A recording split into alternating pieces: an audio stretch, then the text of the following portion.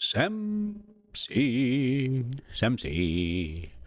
Hey guys, we got story time with kitties.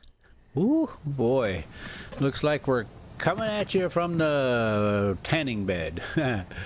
Okay, what story? Journey to the Center of the Earth, Chapter 9. And we're definitely going to finish up Chapter 9 today. And what are we doing? Yeah, we're just going to watch some kitties play, and we're not going anywhere, so just enjoy. Now, when we left this thing off, the boys had just kind of gotten started. They were following the coastline around. When I say they, I mean Professor Hardwig, Harry, and the worthy eiderdown hunter, their guide, Hans.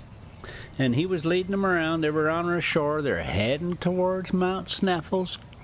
And there they are. They're just kind of making their way to it. So here we go. We were to learn all this all in good time. I saw, however, on consulting the map, that we avoided a good deal of this rough country by following the winding and desolate shores of the sea.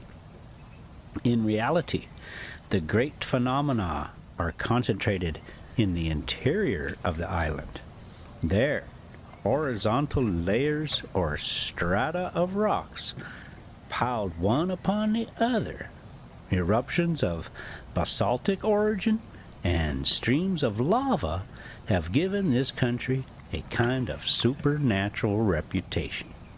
Little did I expect, however, the spectacle which awaited us when we reached the peninsula of Sneffels, where agglomerations of nature's ruins form a kind of terrible chaos.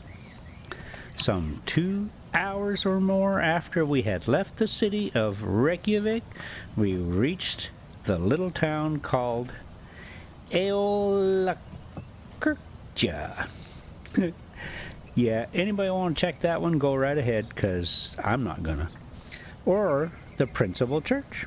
It consists simply of a few houses, not what in England or Germany we should call a hamlet. Hans stopped here 1/2 hour. He shared our frugal breakfast, answered yes and no to my uncle's questions as to the nature of the road, and at last, when asked where we were to pass the night, was as laconic as usual. Gardar was his one-word reply.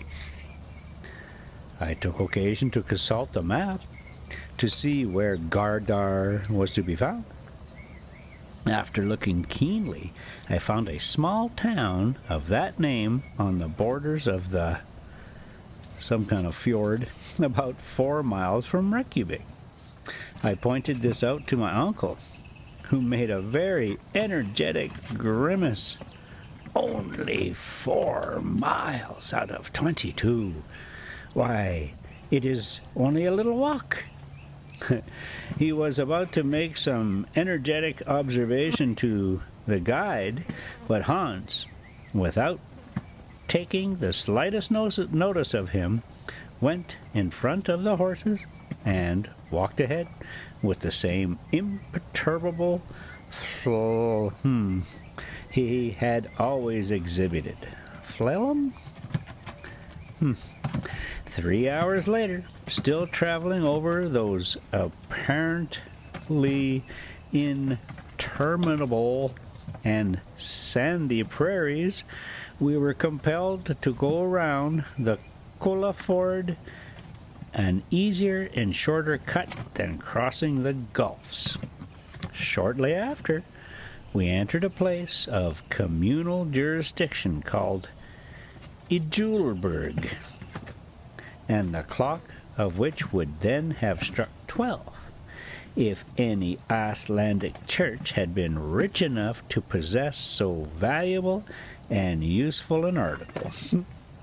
The sacred edifices are, however, very much like these people, who do without watches and never miss them.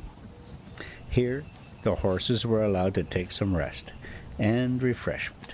Then, following a narrow strip of shore between high rocks and the sea, they took us without further halt to the Eolakirchik of Brantar, and after another mile to Sorboror Annexia, a chapel of ease situated on the southern bank of the Havalfjord.